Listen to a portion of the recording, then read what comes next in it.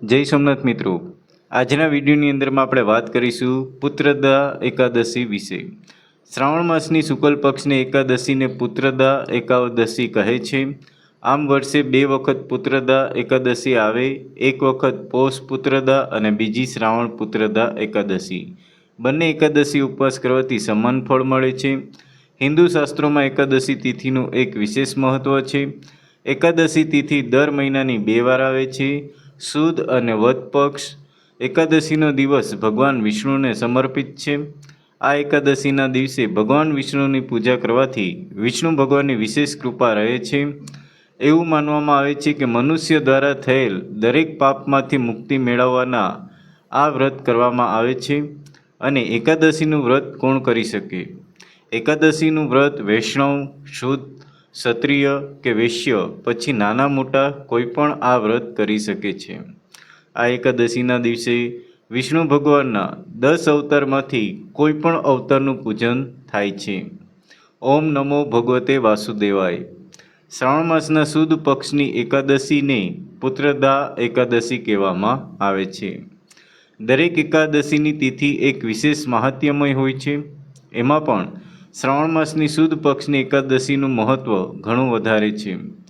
એકાદશીના દિવસે વિષ્ણુ ભગવાનના પૂજન સાથે સાથે ગાય માતા, તુલસી માતા તથા પીપળા વૃક્ષ અને શિવલિંગનું પૂજન થાય છે। ગાય માતા પૂજન કરવાથી સર્વ દેવતાના આશીર્વાદ અને તુલસી માતાના પૂજન કરવાથી જીવનમાં સુખ સમૃદ્ધિ પ્રાપ્ત થાય છે તથા પીપળાના વૃક્ષનું પૂજન કરવાથી પિતૃદેવ તથા ના આશીર્વાદ મળે છે। શિવલિંગ ઉપર જળ, દૂધ, ફૂલ અને બીલીપત્ર કે ચંદનનો અભિષેક કરવો। દર માસની શુક્લ અને કૃષ્ણ પક્ષની 2 એકાદશી આવે છે। શ્રાવણ માસની સુદ પક્ષની એકાદશીને પુત્રદા એકાદશી આવે અને વદ પક્ષની એકાદશીને આજા એકાદશી કહે છે। અને 3 વર્ષે આવતા પુરુષોત્તમ માસની 2 એમ એટલે કે 26 એકાદશી છે નો ઉલ્લેખ આપણા હિન્દુ શાસ્ત્રોમાં થયેલો છે અને દરેક એકાદશીનું એક વિશેષ મહત્વ રહેલું છે। તો આ વર્ષે 2024ની શ્રાવણ માસના શુક્લ પક્ષની પુત્રદા એકાદશીની તિથિની શરૂઆત 15 ઓગસ્ટ 2024ના રોજ ગુરુવારે સવારે 10:26 સમાપ્ત થશે। 16 ઓગસ્ટ 2024 શુક્રવારે 9:39 અને અહીંયા ઉપવાસ સૂર્યોદય શરૂ થતો કરવો જોઈએ અને માટે ઉપવાસ 6 ઓગસ્ટ તમારે 2024 શુક્રવારનો આપણે 16 ઓગસ્ટની 2024 શુક્રવારનો પૂજનનો સમય સવારે 6 થી 5 લઈ અને 10:54 સુધી પારણાનો સમય રહેશે।